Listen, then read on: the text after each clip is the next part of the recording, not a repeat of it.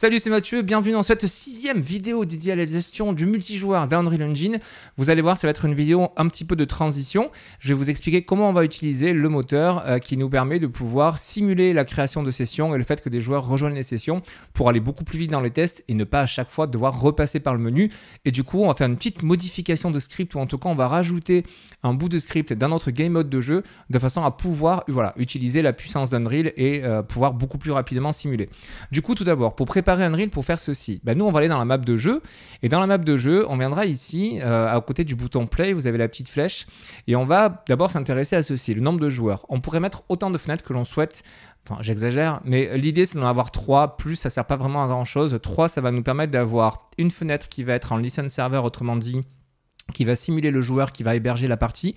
C'est très important parce que vous le verrez par la suite, en termes de réplication, etc., il y a plein de choses qui vont être prises en compte et qui vont nécessiter de vérifier si ça fonctionne aussi bien chez le joueur qui hoste la partie que chez les autres clients.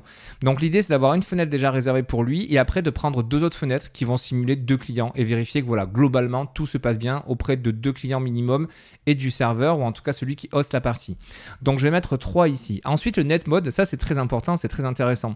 Le standalone, on le sélectionne pour faire ce qu'on faisait jusqu'à maintenant, c'est-à-dire qu'on lance une partie mais en passant par le menu, on crée nous-mêmes justement les sessions. À ce moment-là, on dit à Unreal, laisse-nous faire, c'est nous qui créons tout. À ce moment-là, on met en standalone.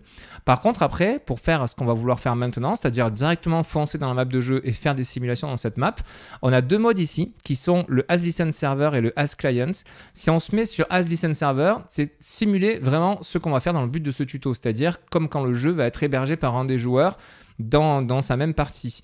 Donc du coup, en faisant ça, ça veut dire quoi? En ouvrant 3 fenêtres, en se mettant en ListenServer, Unreal va automatiquement créer une session et simuler comme si on était passé par le menu, puis le fait de rejoindre la session.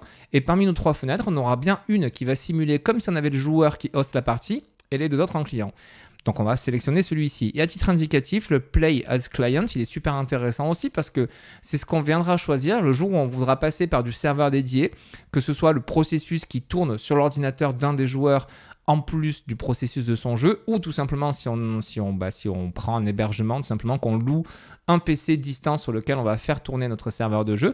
Dans ce cas-là, on prendra ici le As Client, qui veut dire que les 3 fenêtres qui vont apparaître seront 3 fenêtres de clients, puisque du coup, il n'y aura jamais de joueurs sur le serveur simultanément. Donc nous, on va prendre ceci. Là, notre paramétrage, il est fait. À titre indicatif, il y a des paramètres qui sont vraiment sympas. Quand on va dans le Advanced Settings ici, on arrive dans les paramètres qui sont liés justement à tout ce qui va être gestion du multijoueur d'Unreal. Vous avez des choses intéressantes ici, notamment sur la taille des fenêtres que vous allez utiliser par défaut. Je vous laisserai découvrir un petit peu tout ça.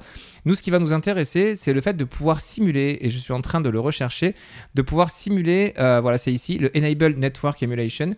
Ça va nous permettre de simuler si on veut de la latence ou pas. Par défaut, c'est pas coché. Ça veut dire qu'on va avoir un temps de réponse instantané sur tous les clients. Autrement dit, on est en condition limite de LAN, condition optimale pour faire nos tests. Par la suite, on peut cocher ceci et ensuite venir sélectionner, en dépliant le Enable Network Simulation, on va pouvoir venir simuler, rajouter de la latence en fait sur le trafic incoming, outgoing. On a des paramètres ici qui sont là par défaut en disant OK, est-ce qu'on veut un temps de réponse moyen? Et on voit qu'ici, on a de la latence entre 30 et 60 millisecondes qui se rajoute avec de la perte de paquets. Ou si on veut une mauvaise connexion, ça rajoute de la latence entre 100 et 200 millisecondes et 5 pertes de paquets. Et donc là, en gros, vous allez vraiment pouvoir tester si votre jeu, vraiment, il est solide en termes de gestion, justement, de toutes les fonctionnalités que vous allez développer et dire, OK, s'il se passe une action, mais qu'un joueur a 200 millisecondes de latence, est-ce que cette action, il sera au courant? Donc ça, ce sont vraiment des choses qui sont intéressantes. Pour l'instant, nous, on va le décocher, mais sachez que par la suite, quand vous allez créer votre jeu multijoueur et que vous allez vouloir tester un petit peu dans différentes conditions, pensez vraiment à ce paramètre, le Network Emulation, que vous pouvez cocher et qui va vous permettre de pouvoir faire plein de choses avec. Maintenant qu'on a ceci, on pourrait dire, OK, on va appuyer sur Play. Je me mets toujours en standalone ici maintenant, de façon à vraiment être en condition réelle. On va avoir, comme le tooltip l'indique, un processus par fenêtre. On est vraiment en condition optimale. Je clique là-dessus, ça va donc me sortir 3 fenêtres, mais ces 3 fenêtres, vous allez voir qu'on va avoir un souci. On ne va pas avoir nos personnages qui vont apparaître. Si vous avez suivi le tuto jusqu'à maintenant, vous allez avoir la même chose que moi. Vous allez avoir ceci. On va bien être sur la map de jeu. On aura bien 3 fenêtres, mais on n'a pas de personnage. Et c'est là où je vous disais en début de la vidéo, on va un petit peu modifier notre script. Alors je vous explique tout d'abord pourquoi on n'a pas ça. Et je fais Alt F4 sur les fenêtres pour pouvoir les fermer. Pourquoi on n'a pas ça? Parce que dans le game mode actuellement, qui est celui-ci, on fait appel notamment à cette fonction-là, le get session settings, et à une autre fonction qui est ici, le update session, qui, je vous rappelle, sont deux fonctions qui appartiennent au plugin gratuit qu'on utilise, qui s'appelle le Advanced Sessions. Et effectivement, ça marche si on passe nous-mêmes par le menu et qu'on utilise nous-mêmes notre propre script de création de session. Le truc, c'est que quand on passe par ce mode-là qui est proposé directement d'Unreal pour simuler les sessions, Unreal ne passe pas par un plugin qui n'est pas à lui. Et donc, ces fonctions-là, en fait, quand elles vont être exécutées, ne vont jamais rien retourner. Parce qu'étant donné qu'à un moment, on n'aura pas utilisé la fonction de création de session du plugin, ceci ne va jamais retourner vrai. Et donc, du coup, quand on lance notre map, ça rajoute les player controllers, ça vient ici charger les éléments de la session, et comme ça ne la trouve pas, ça va jamais success, et donc on n'aura jamais la suite du script qui va faire apparaître notre personnage.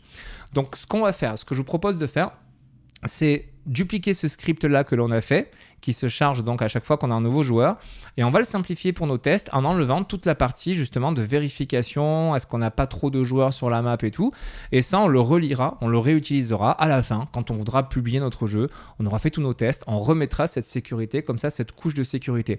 À titre indicatif, on peut fonctionner différemment aussi, mais il y a plusieurs façons de faire les choses. Dans d'autres tutos, je vous montrerai ça. Plutôt que de passer par ces fonctions qui permettent de taper directement dans la session que l'on a créée pour savoir combien de joueurs maximum on veut, on pourrait très bien, lors de la création de session, donc pour que ce soit visuel pour vous, je retourne dans le menu principal, on pourrait très bien ici, quand on crée la session, et pourquoi pas rajouter d'ailleurs le nombre de joueurs maximum que l'on souhaite, on pourrait très bien faire ça.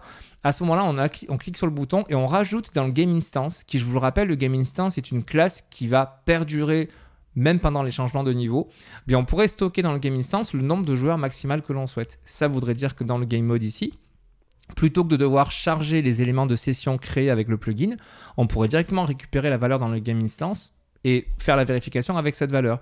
Mais voilà, ce serait un petit peu moins, on utiliserait moins les fonctionnalités proposées par le plugin, donc je préfère vraiment vous montrer en termes de développement ce qui est entre guillemets préférable d'utiliser, ou en tout cas vous montrer qu'il y a cette possibilité d'utiliser les fonctions du plugin, mais on pourrait très bien stocker cette valeur dans un Game Instance et on aurait moins le souci que nous sommes en train d'avoir là, quoique on serait obligé de passer par là pour mettre à jour le nombre de joueurs que l'on aurait de toute façon quand on liste les serveurs pour le nombre de slots disponibles en cas d'arrivée massive de joueurs.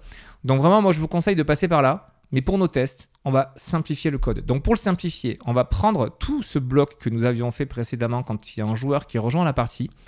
Avec CTRL, je vais désélectionner uniquement l'événement ici et je vais faire CTRL-W pour dupliquer ce script. Et ce script dupliqué, on peut directement appuyer sur C pour le commenter et on va mettre with player check. C'est un anglais approximatif, mais tout ça pour dire comme quoi on va check justement le nombre de joueurs qu'il va y avoir. Et ça, on va le garder, pourquoi pas, au-dessus. Et on viendra le réactiver par la suite. Et du coup, notre script initial, là, on va le prendre et on va le simplifier à fond de chez fond, de façon à pouvoir faire nos tests tranquilles avec le système, comme je vous le disais, que nous propose Unreal. Alors, comment on va faire ça? Est-ce qu'on garde les player controllers? Est-ce qu'on va les stocker dans un tableau quand les joueurs se connectent? Oui, parce qu'après, on les utilise pour faire spawn un acteur. Le delay, on n'en a plus besoin. Le get session settings, comme je vous le disais, on ne va pas s'en servir, sinon on serait bloqué à nouveau. Toute la partie haute du script ici, qui nous permettait de dire, ok, est-ce qu'on n'a pas trop de joueurs? Et si on en a trop, on clique les joueurs, on sélectionne tout ça et on le supprime. Donc vous voyez déjà, il ne nous reste plus grand-chose. Je vais prendre ce bloc ici et le ramener de notre script. Je rezoome dessus.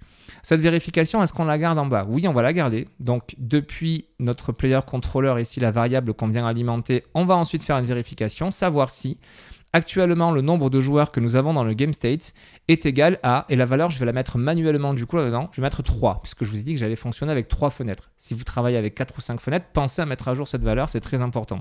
Sinon, la condition ne sera pas vraie. Une fois que la condition est vraie, on va virer le update session ici, puisque une fois de plus, ça appartient au plugin et donc ça ne fonctionnerait pas. Et ensuite, on va boucler sur les player controllers pour faire apparaître nos personnages. Donc, vous voyez que le script, il a été énormément simplifié. Je vous le repasse de gauche à droite. Quand on a un nouveau joueur, on va l'ajouter donc à la liste des player controllers. Et dès qu'on va avoir 3 joueurs, à ce moment-là, on va boucler sur les player controllers et faire spawn un acteur. Ok, on fait ça. C'est tout ce que l'on a à faire. Le reste, on l'a déconnecté, donc ce ne sera pas appliqué. On peut sauvegarder et on peut tester ceci. Je retourne sur ma map, j'appuie sur Play. Et donc là, on va avoir nos 3 processus, nos 3 fenêtres qui vont s'ouvrir. Et on va bien avoir nos 3 joueurs qui vont apparaître une fois que justement les 3 joueurs seront sur le niveau. Et vous voyez, c'est bien le cas. tac, tac et tac, on a bien nos 3 joueurs donc, qui apparaissent sur la map. Ça va nous permettre de pouvoir maintenant nous amuser justement avec la réplication. Et ça, on va le faire dans la vidéo suivante tout simplement, où on va travailler sur cette map de menu et on va travailler sur l'élément fondamental du multijoueur, à savoir donc la réplication. Je vous donne rendez-vous dans la vidéo suivante. Je vous dis à bientôt. Ciao!